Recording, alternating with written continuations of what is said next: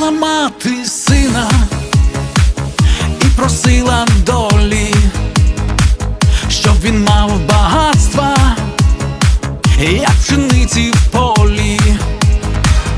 Хай буде воля, воля і свобода, хай живе забава і дівоча